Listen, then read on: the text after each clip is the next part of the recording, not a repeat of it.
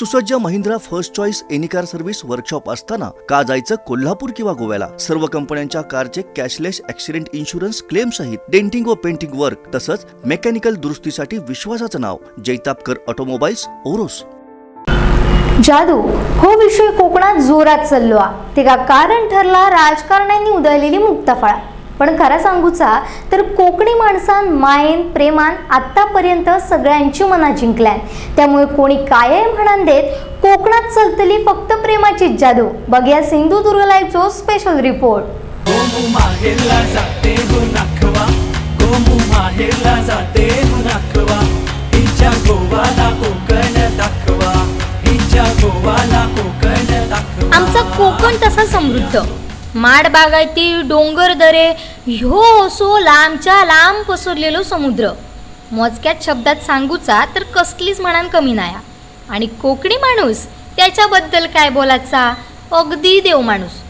लोका जशी आमच्या कोकणार प्रेम करतात तशीच आमच्या मालवणी भाषेरही करतात.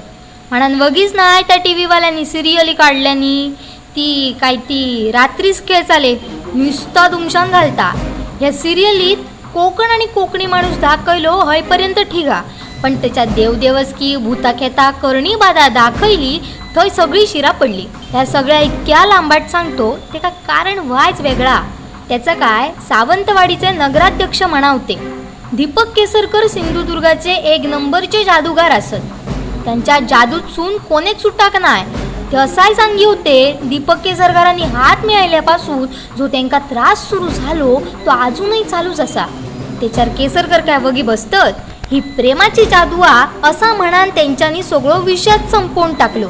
ह्याच्यामुळे काय झाला, लोकांका आयतो विश्वास मिळालो ना सगळू.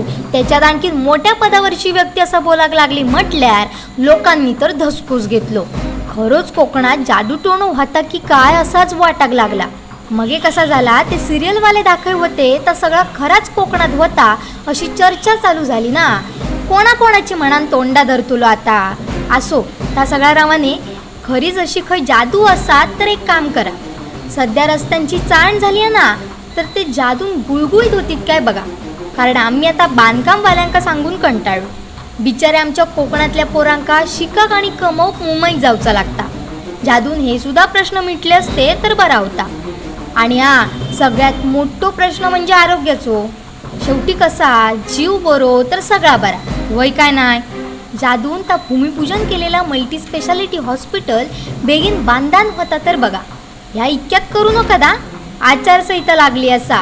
इतके दिवस वाट बघली अजून वाईच बघू, काय हरकत नाही. शेवटी कोकणी माणूस ना, सहनशीलता खूप असा आमच्याकडे. निवडणूक झाल्यावर मात्र वाज लक्षात ठेवून हे ढीक भरान प्रश्न सोडवल्यात तर भरान पावाल.